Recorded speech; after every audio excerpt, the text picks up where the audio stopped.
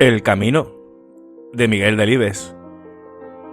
Si es la primera vez que entras a la lectura y la quieres seguir desde el principio, la podrás encontrar un enlace al primer vídeo, de la primera lectura, tanto en la descripción del vídeo como abajo en comentarios, que será el primer comentario que veas.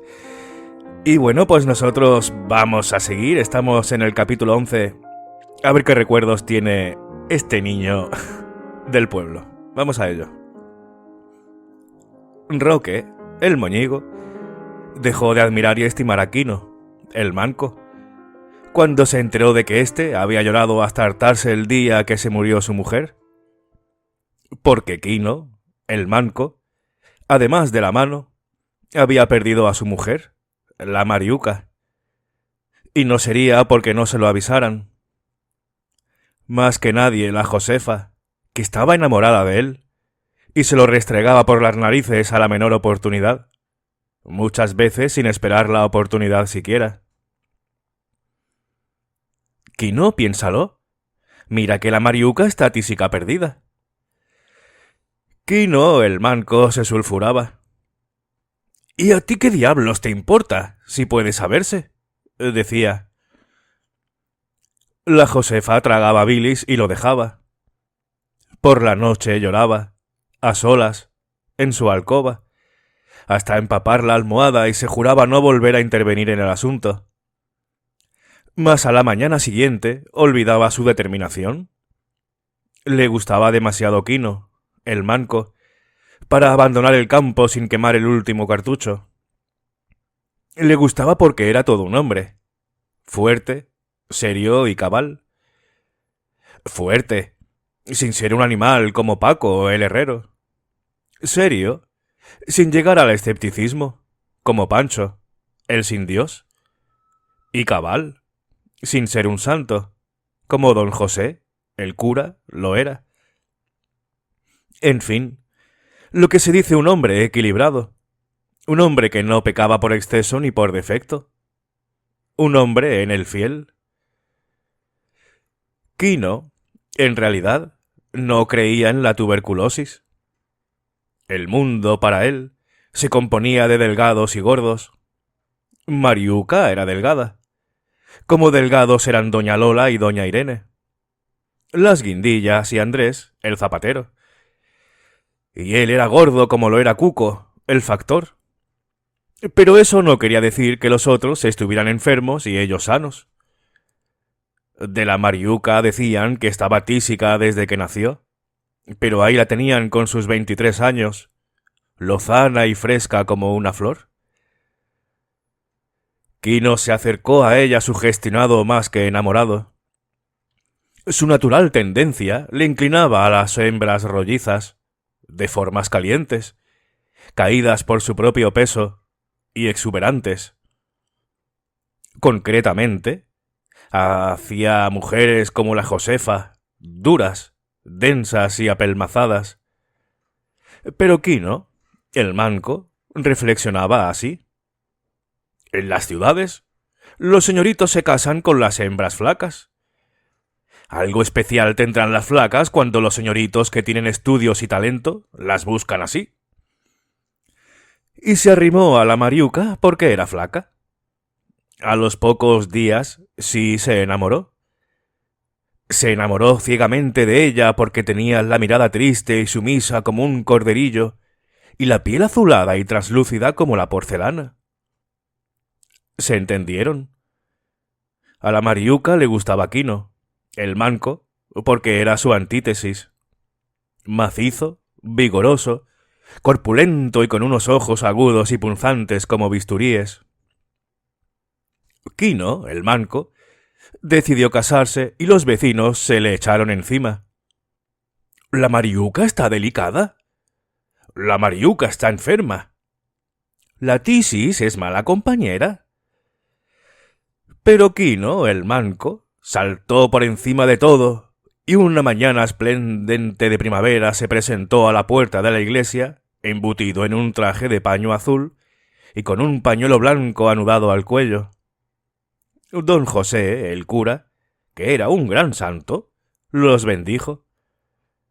La Mariuca le puso la alianza en el dedo anular de la mano izquierda, porque Quino, el manco, tenía seccionada la derecha. La Josefa, a pesar de todo, no logró amargarle la luna de miel. La Josefa se propuso que le pasara toda la vida sobre la conciencia la sombra de su desgracia, pero no lo consiguió. En la iglesia, durante la primera amonestación, saltó como una pantera, gritando, mientras corría hacia el altar de San Roque y poniendo el santo por testigo, que la Mariuca y Quino, el manco, no podían casarse porque ella estaba tísica. Hubo, primero, un revuelo y, luego, un silencio hecho de 100 silencios, en el templo. Mas don José conocía mejor que ella los impedimentos y todo el derecho canónico. «Hija», dijo, «la ley del Señor no prohíbe a los enfermos contraer matrimonio.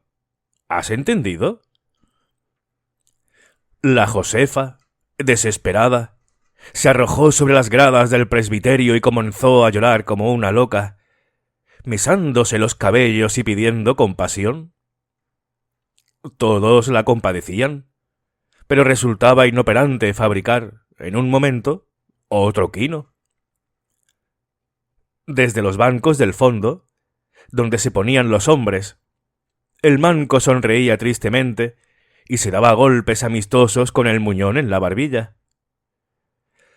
La guindilla mayor, al ver que don José vacilaba, no sabiendo qué partido tomar, se adelantó hasta la Josefa y la sacó del templo, tomándola compasivamente por las axilas.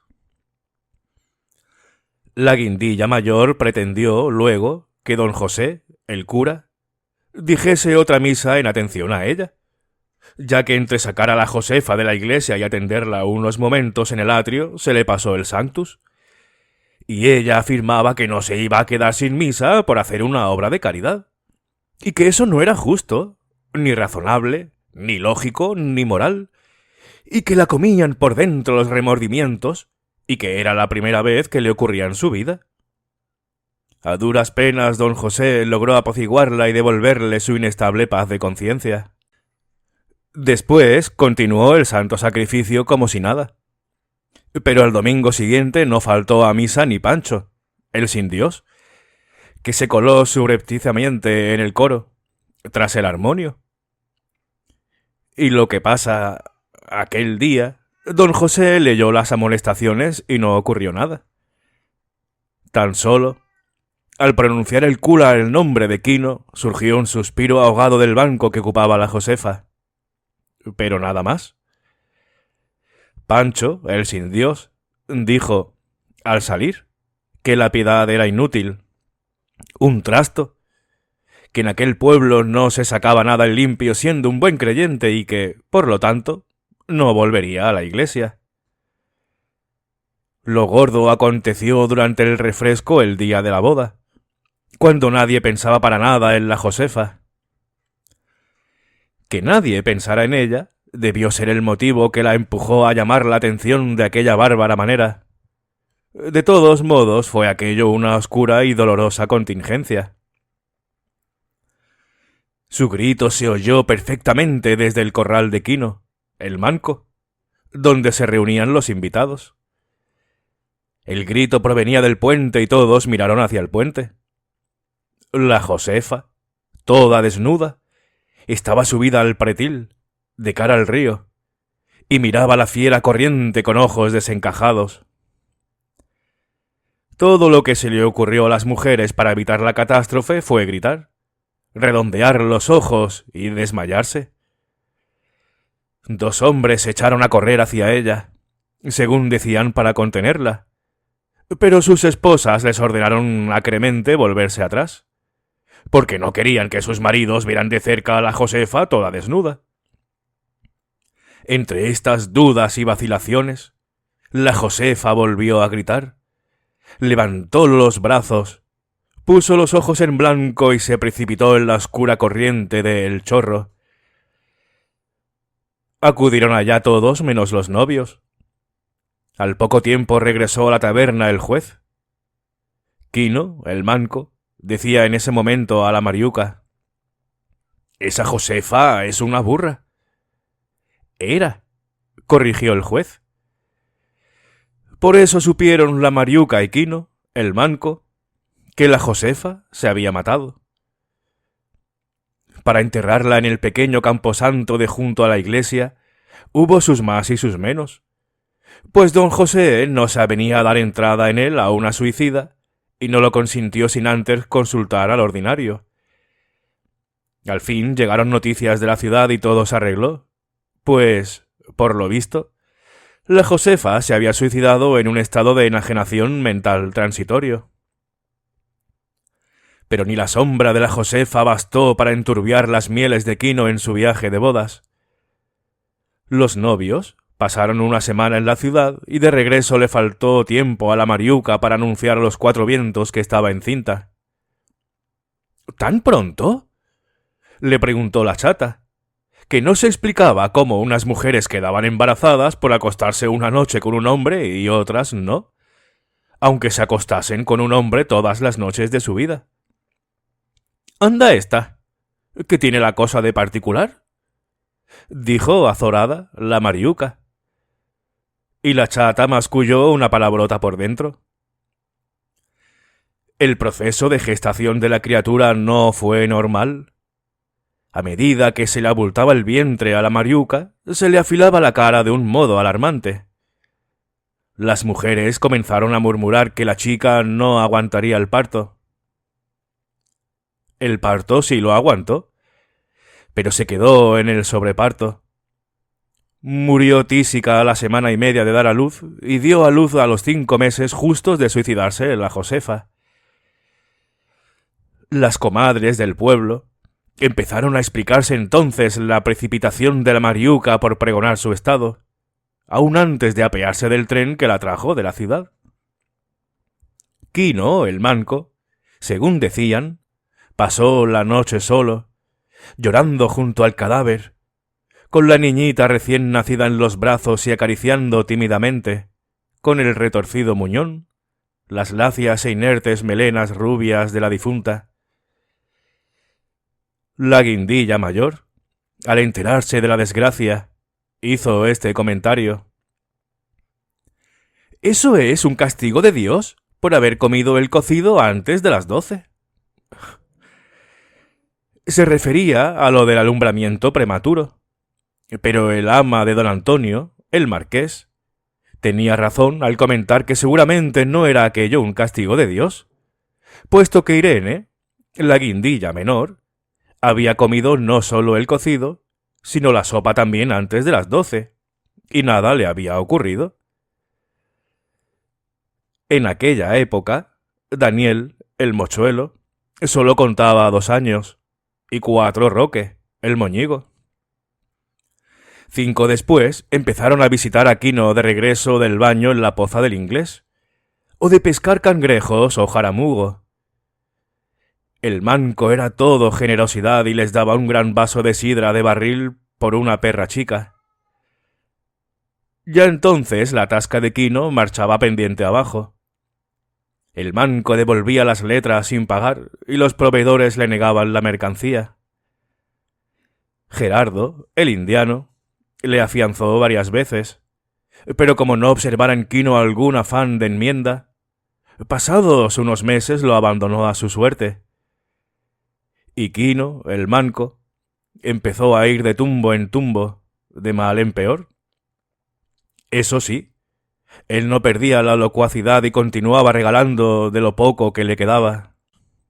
Roque, el moñigo, Germán, el tiñoso, y Daniel, el mochuelo, solían sentarse con él en el banco de piedra rayano a la carretera.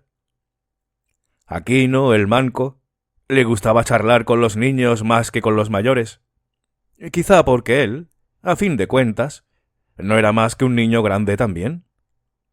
En ocasiones, a lo largo de la conversación, surgía el nombre de la Mariuca, y con él el recuerdo, y a Quino, el manco, se le humedecían los ojos y, para disimular la emoción, se propinaba golpes reiteradamente con el muñón en la barbilla.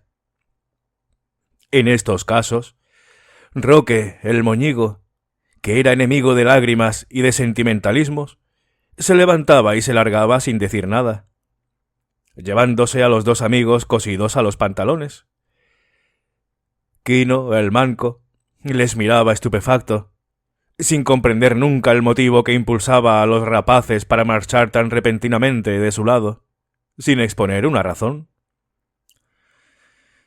Jamás Quino, el manco, se vanaglorió con los tres pequeños de que una mujer se hubiera matado desnuda por él, ni aludió tan siquiera a aquella contingencia de su vida.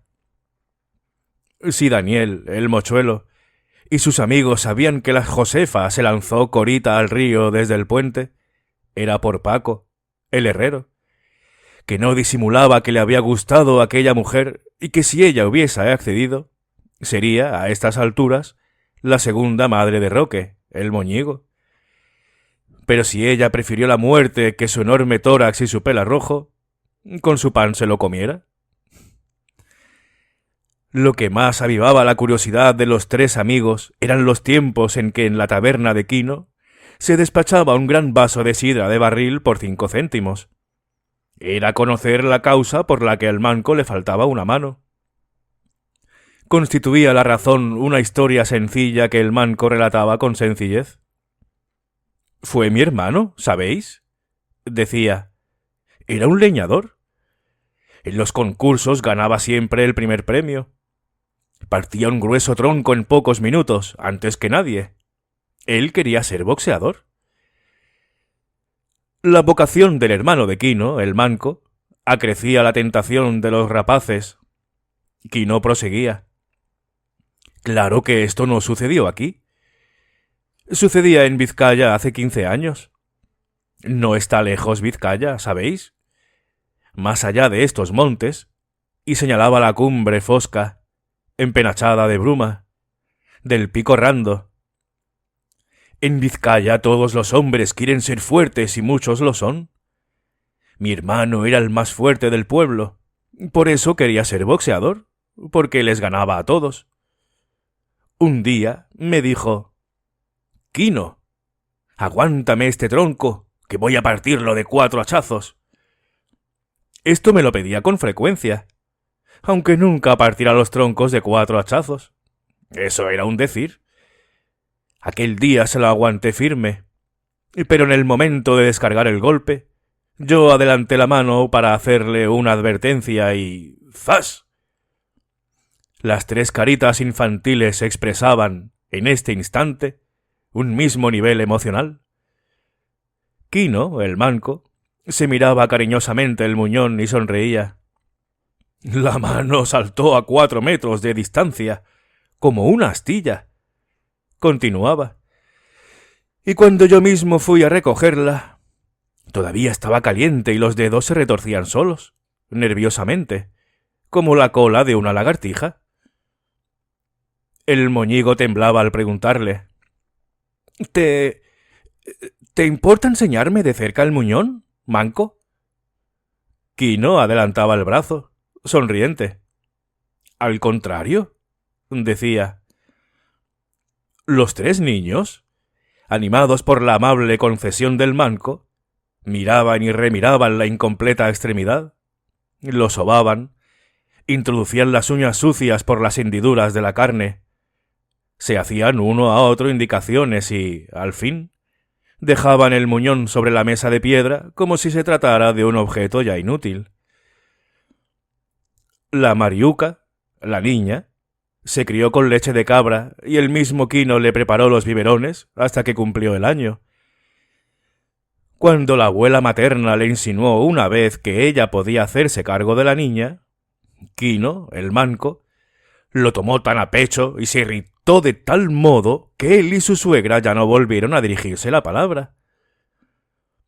En el pueblo aseguraban que Quino había prometido a la difunta no dejar a la criatura en manos ajenas, aunque tuviera que criarla con los propios pechos. Esto le parecía a Daniel, el mochuelo, una evidente exageración. A la Mariuca, como Uca, como la llamaban en el pueblo para indicar que era una consecuencia de la Mariuca difunta, la querían todos a excepción de Daniel, el mochuelo. Era una niña de ojos azules, con los cabellos dorados y la parte superior del rostro tachonado de pecas. Daniel, el mochuelo, conoció a la niña muy pronto, tanto que el primer recuerdo de ella se desvanecía en su memoria. Luego, sí, recordaba a la Mariuca, Uca, todavía una cosita de 4 años, rondando los días de fiesta por las proximidades de la quesería. La niña despertaba en la madre de Daniel, el mochuelo, el instinto de la maternidad prematuramente truncada. Ella deseaba una niña, aunque hubiera tenido la carita llena de pecas como la Mariuca Uca. Pero eso ya no podría ser. Don Ricardo, el médico, le dijo que después del aborto le había quedado el vientre seco.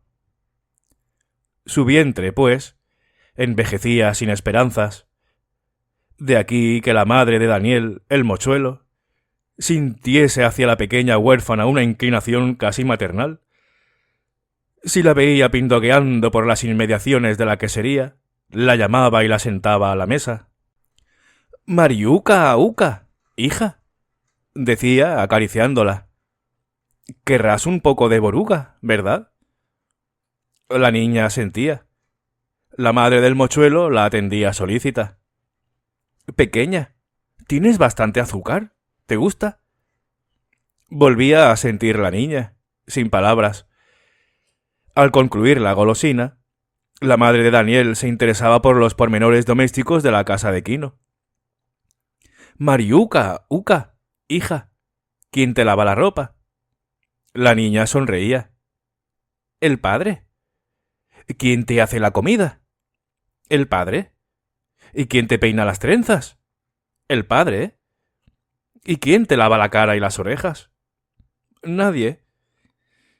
La madre de Daniel, el mochuelo, sentía lástima de ella.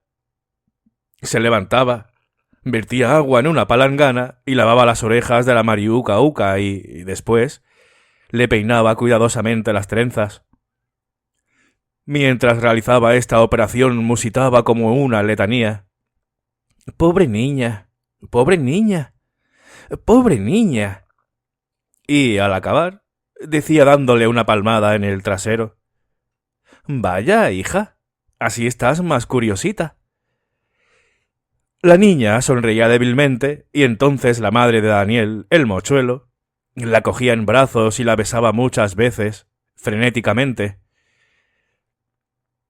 Tal vez influyera en Daniel, el mochuelo, este cariño desmedido de su madre hacia la Mariuca Uca, para que ésta no fuese santo de su devoción. Pero no. Lo que enojaba a Daniel, el mochuelo, era que la pequeña Uca quisiera meter la nariz en todas las salsas e intervenir activamente en asuntos impropios de una mujer y que no le concernían.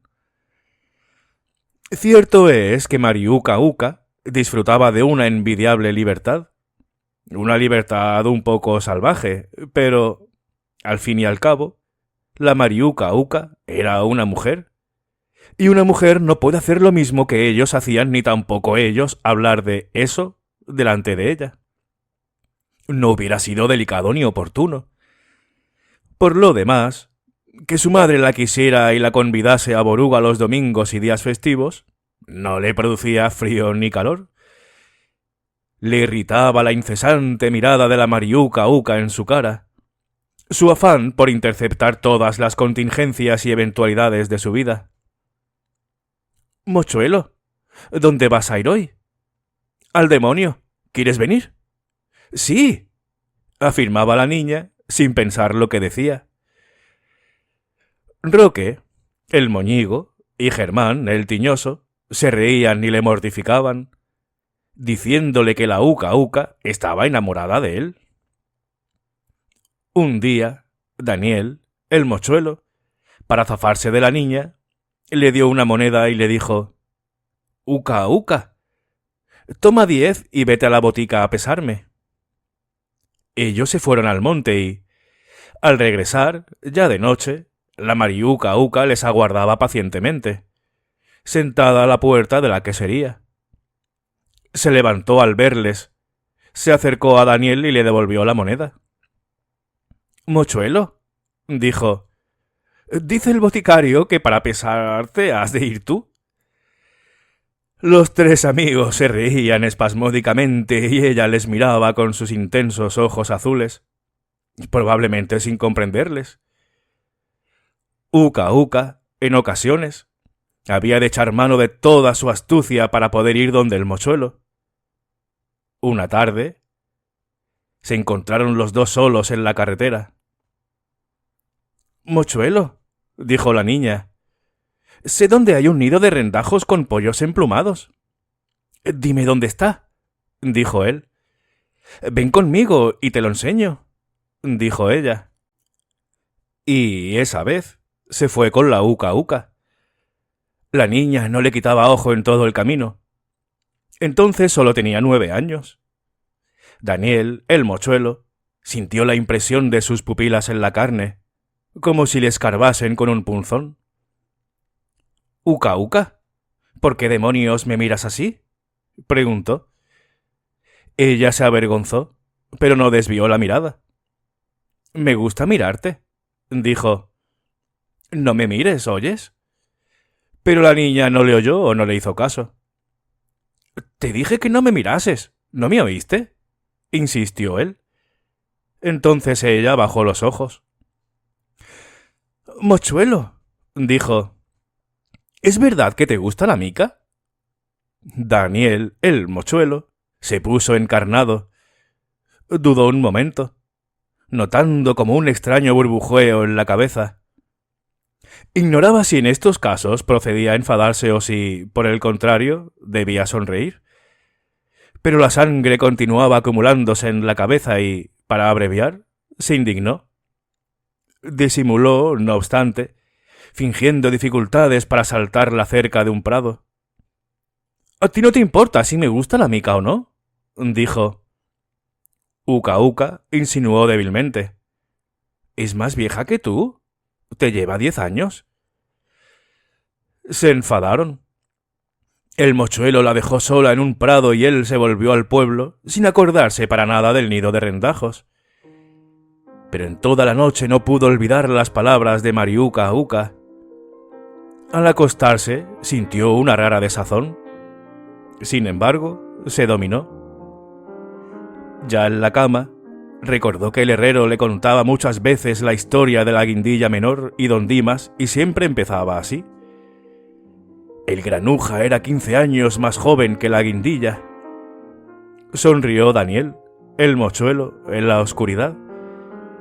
Pensó que la historia podría repetirse y se durmió arrullado por la sensación de que le envolvían los efluvios de una plácida y extraña dicha. Bien, pues aquí hemos terminado este capítulo de hoy. Otra enamorada del mochuelo, no, el mochuelo enamorado de la otra, esta chavala que era mayor, y ahora de esta niña de él. Bueno, a ver qué sigue pasando. Muchísimas gracias por tu compañía, un fuerte abrazo y nos veremos en la siguiente lectura. Hasta luego.